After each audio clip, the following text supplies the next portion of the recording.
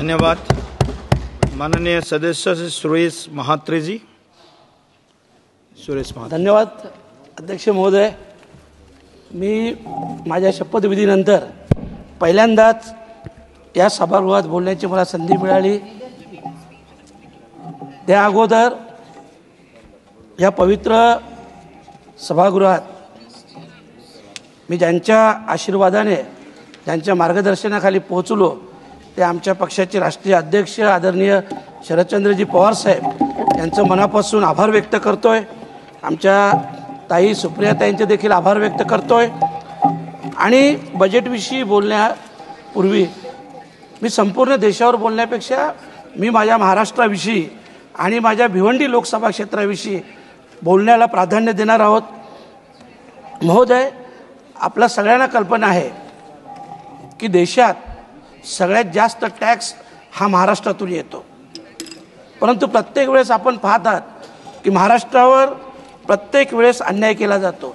2019ला महाविकास आघाडी सत्ता महाराष्ट्रात होती, देशात भाजपाचे सरकार होते, त्यावेळेस आम्ही समजू शकलो। परंतु आता देशात देखील भाजपाचे सरकार आहे, महाराष्ट्रात देखील भाजपाचे सरकार आहे, तरीसुद्धा आमचा जो टॅक्स निधी तो आपल्याकडे येतो 100% नव्हे तर आम्हाला 50% तरी कमीत कमी मिळावा। 10 ते 15% जी आमची बोलवण केली जाते आणि जो आमच्या महाराष्ट्रावर अन्याय केला जातो त्याविषयी माझा स्पष्ट विरोध मी दर्शवतो। दुसरी गोष्ट महत्त्वाची आहे, महाराष्ट्रात आणि खास करून माझ्या भिवंडी लोकसभा क्षेत्रात बुलेट ट्रेन माझ्या लोकसभा क्षेत्रातून जातोय। या बुलेट ट्रेनचा कार शेड माझ्या लोकसभा क्षेत्रात आहे। महोदय, या बुलेट ट्रेनसाठी हजारो करोड रुपये खर्च केला जातो, परंतु या बुलेट ट्रेनच्या याच्यात जे काही गैरव्यवहार झालेले आहेत, मी प्रांत असतील, कलेक्टर साहेब असतील, तिथले पोलीस कमिशनर असतील यांच्याकडे लेखी तक्रार दिलेली आहे। जे मोदी साहेबांचं ड्रीम प्रोजेक्ट आहे आणि त्या ड्रीम प्रोजेक्ट खरं म्हटलं तर हे देशाच्या शिरपेचात एक मानाचा तुरा आहे। मला मान्य आहे, मी अभिनंदन देखील करतो मोदी साहेबांचं, परंतु इथं खूप मोठ्या प्रमाणात भ्रष्टाचार झालेला आहे। काहीशे करोड रुपये हे परत रिव्हॅल्युएशन करून 2020ला एका जागेचं एका स्ट्रक्चरचं व्हॅल्युएशन 100 रुपये केला जातो, परत 2024ला त्याच जागेचा त्या स्ट्रक्चरचं व्हॅल्युएशन 500-600 रुपये केला जातो। असा काहीशे करोडचा अपव्यय हे झालेलं आहे। कारण बघा, आपण एवढे 1000 करोड रुपये जेव्हा मंजूर करतो तेव्हा त्याच्यावर निर्बंध देखील असायला पाहिजे, लक्ष असायला पाहिजे। आणि म्हणून मी नक्की आपल्या निदर्शनास आणून देतो की याविषयी आपण माहिती घ्याल, चौकशी कराल, अशा प्रकारची अपेक्षा व्यक्त करतोय। आणि ते बोलण्यापूर्वी एक मुरबाड ट्रेनचा आमचा विषय आहे। आपल्या माहितीसाठी सांगतो की स्वर्गीय नाना शंकर शेठ यांना रेल्वेचं जनक म्हणून संबोधलं जातो आणि या नाना शंकर शेठचा जन्म हा मुरबाडमध्ये झालेला आहे, परंतु हा मुरबाड तालुका अनेक वर्षापासून रेल्वेच्या प्रतीक्षेत आहे।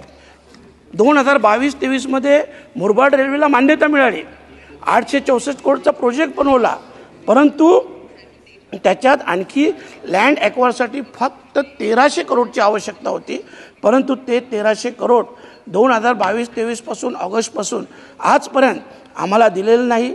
जर ते 1300 करोड दिले तर मुरबाडवासियांचं स्वप्न पूर्ण होईल। याहीपेक्षा महत्त्वाचं, जे रेल्वेचे जनक आहेत नाना शंकर शेठ यांच्या स्मृतीस खऱ्या अर्थाने आपण श्रद्धांजली वाहू असं माझं मत आहे। आणि मला विश्वास आहे की आपण हे 1300 करोड रुपये मंजूर करून या रेल्वेला प्राधान्य द्याल।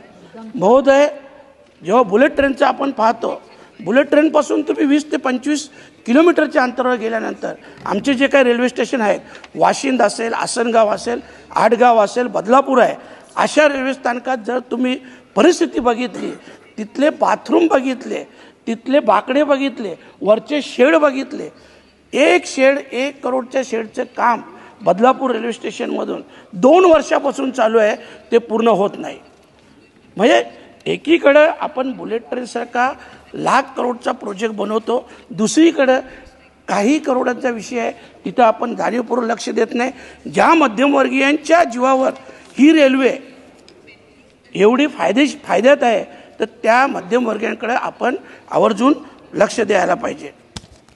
तिसरा महत्त्वाचा मुद्दा आहे की आपण शेतकऱ्यांविषयी चांगल्या योजना आणल्यात किंवा शेतकऱ्यांच्या मालाला भाव मिळाला पाहिजे, हमीभाव मिळाला पाहिजे, उत्पन्न वाढलं पाहिजे. पण हे सगळं करताना मी आपलं लक्ष आवर्जून महाराष्ट्राकडे वेधेन की सगळ्यात जास्त महाराष्ट्रात शेतकऱ्यांच्या आत्महत्या होतात. परंतु या आत्महत्येला जी काय भौगोलिक परिस्थिती असेल, जीही परिस्थिती असेल, या परिस्थितीवर मात करून त्याच्यातून मार्ग काढणे हे शासनाचं कर्तव्य आहे.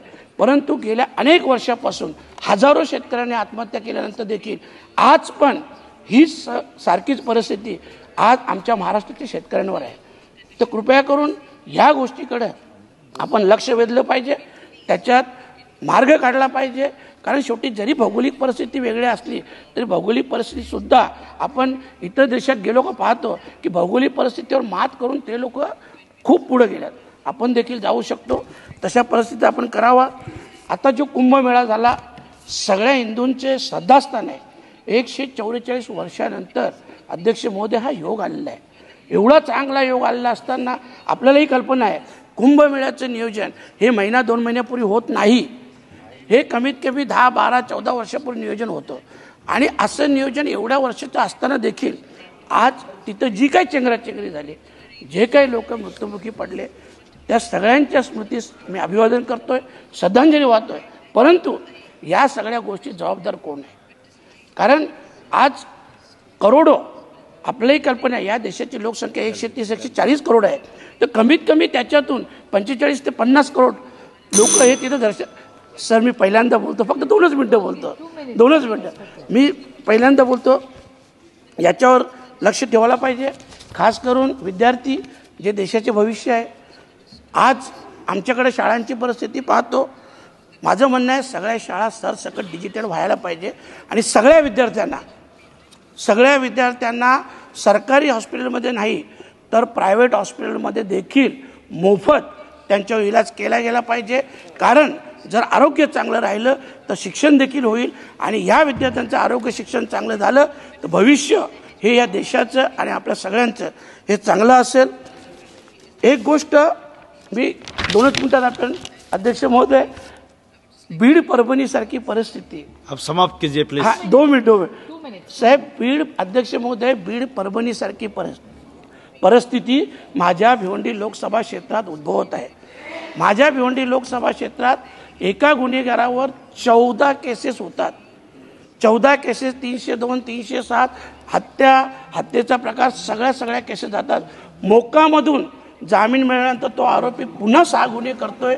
तडीपार असताना 2 गुन्हे करतोय. 50 दिवस झाले पोलीस त्याला अटक करत नाही. तो आरोपी सार्वजनिक कार्यक्रमात, लग्नविवाह असेल, टुर्नामेंट असेल, जाहीररित्या फिरत असतो. माझं म्हणणं असं आहे की ही बीड परभणीसारखी परिस्थिती माझ्या भिवंडी लोकसभा क्षेत्रात येऊ नये.